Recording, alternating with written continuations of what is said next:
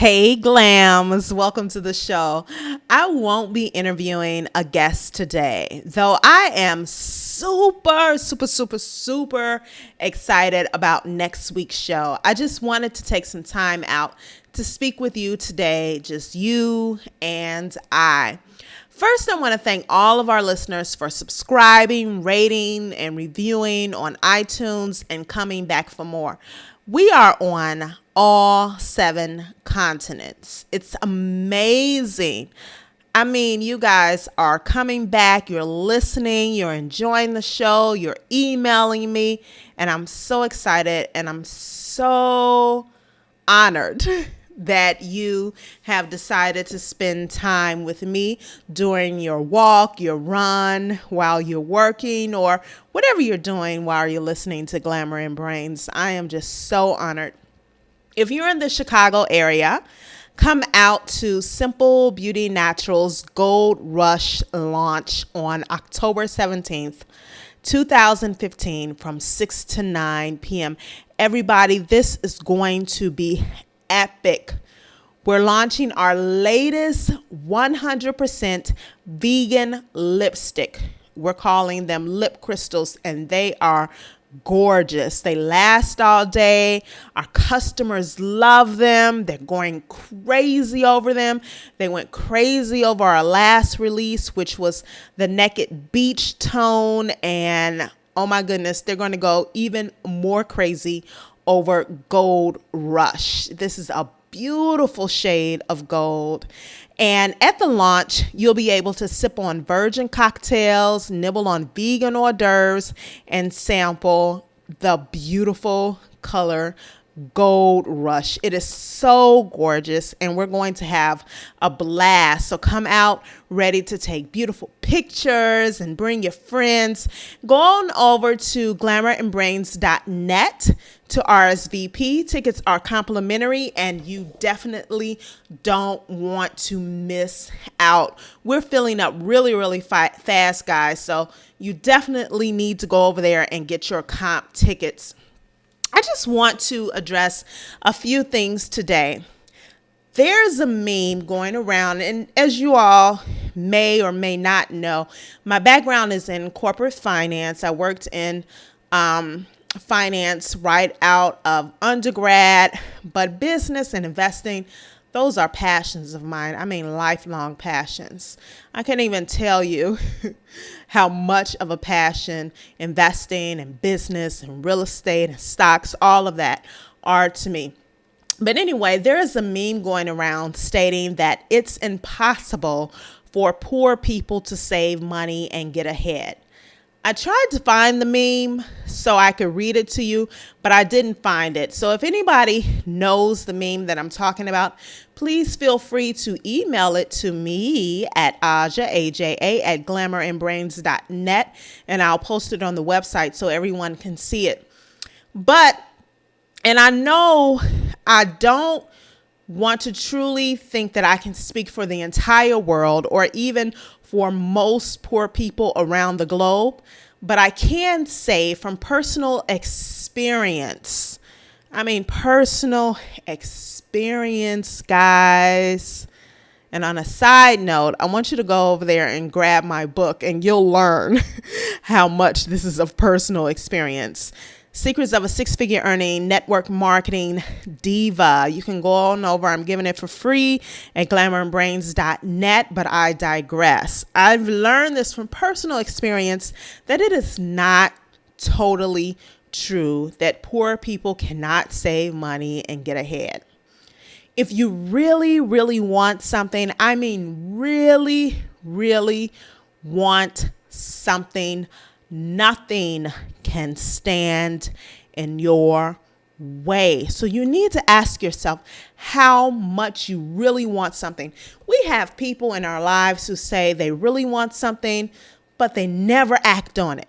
Or I really want to lose 50 pounds, but I never act on it. I really want to be wealthy, but they never act on it. A lot of people are just fearful. But if you really want something, nothing can stand in your way. Let's take, for instance, someone who earns a minimum wage of $8.25. They can take a very, very small percentage of that income, say 5%. 5% of that $8.25 per hour. That's a little bit over 41 cents that they'll have to save per hour. 41 cents, guys. I mean, you can find 41 cents in your couch. But if they work 40 hours per week and save that 41 cents per hour, they'll have a little bit over $16 to invest. Again, that doesn't sound like much, does it? But look, you went from 41 cents to $16. But they can start with very small investments, stocks, penny stocks, things like that. They can diversify those small investments and keep investing. And then they can even invest those returns. With that $16, you can also use that $16 to create something and sell it online. You can even create a podcast. You can create anything these days and sell it online. Invest those earnings that you earn from that, whatever you're selling, and just keep growing. Look, I used to teach financial literacy to ex-felons in Chicago. And I did an exercise with them in which they had to learn how to invest 20% of their earnings while making minimum wage. That sounds like a big feat, but when you break it down, it really isn't at all. A few accomplished it with flying colors, but a few did find difficulties in figuring out how to save 20% of their earnings while making minimum wage. But there was one student, and I'll never forget him. He told me, look, that is impossible. I have children, I have rent, I have bills, I have this, I have that. And that's totally understandable, because if you're making a minimum wage and you're trying to save 20%, when you think about it on a holistic perspective, it can seem like an overload. It can be overwhelming. But then I had him look a little bit further into his budget, because prior to doing this 20% of your earnings to invest, I had them write their budget. So they had to write every little penny that they made and every little penny that they spent. So he wrote down all of his expenses, even the ones he thought were frivolous. After he did that, he told me that if he stopped smoking, he could have more than enough to invest. I don't know how much a pack of cigarettes are, but they are a little bit expensive. So you have to look at your habits, the habits that could be even killing you, and figure out if you can take those habits away and invest. Isn't that amazing that he had more than enough to invest if he decided to stop smoking? Usually there's money somewhere, even small amounts, and we don't even realize it. Find it, invest it, keep investing, diversify those investments, and soon you'll be able to have larger investments. If you want to know how to invest or how to invest and what to invest, I strongly suggest reading financial news every single day. The Wall Street Journal, Financial Times, Investors Business Daily, whatever you can get your hands on, you need to read. Also, look around you. What do you invest in already? Many of us invest from a consumer's perspective. And I'm using that word invest in this instance lightly, because investing, that's not investing. But what brands do you utilize as a consumer? Is there a particular brand of shoe or technology that you like to purchase? Research those companies. You've already researched them as a consumer. Now research them from an investment point of view, and invest small and grow. There's another meme going around that says, and I do have this quote. This is the quote: teach children financial literacy early instead of learning through mistakes like we did. How credit works, paying actual bills, checking accounts, etc. Don't pass down the struggle. Now, when I saw this, I was a little bit ticked off. So I responded to the post when I first saw it. It's okay if you want to teach children how credit works, paying actual bills, checking accounts. That's okay. But teaching children that learning how to pay bills, how credit works, how checking accounts work, etc., are the totality of financial literacy. If you're teaching them that that is financial literacy, you are passing down the struggle. Okay, let's take it piece by piece. You teach a child how credit works. That is absolutely great. But are you teaching them to be the person who relies on credit to pay bills? Or are you teaching them to own institutions that extend credit? If you're teaching them credit solely from the perspective of having a good credit score and being able to borrow, you are passing down the struggle. Okay, on to the part about paying bills. Yes, it's good to know how to pay bills on time, but are you solely teaching them to pay debt, or are you teaching them to be the people who are paid debt?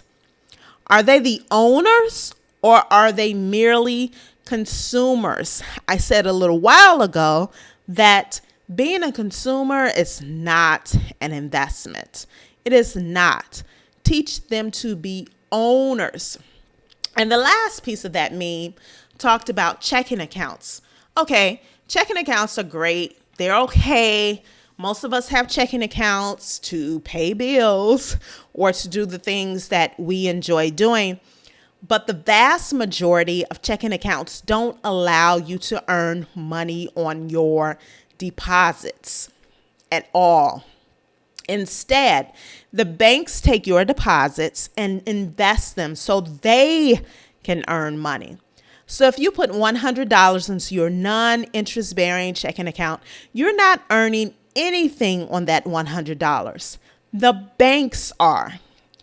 Even interest-bearing checking accounts aren't necessarily great investments. Teach children how to make money work for them. Do not teach children how to trade hours for dollars. You make a minimum wage of $8.25. Great. But that is trading hours for dollars. Teach them to make money work for them and how to earn residual income off their talents. And there are very small things you can do to teach children to do that. I mean, I have children and we do this at home. So I'm passing down information that we actually do. You can teach your children to write an ebook. If they're into writing or an English class, have them write a book. They can put that book on Amazon and they can earn residual income off of that. If they're into technology, have them create an app, put it on iTunes, and earn residual income. There are so many different ways that they can earn residual income off of their talents. If you teach them how to earn residual income off their talents, that's how you avoid passing down the struggle. Thank you everyone for listening, and I'll see you next time. Feel free to email me if you have any questions at all whatsoever, any statements, comments, please feel free to email me.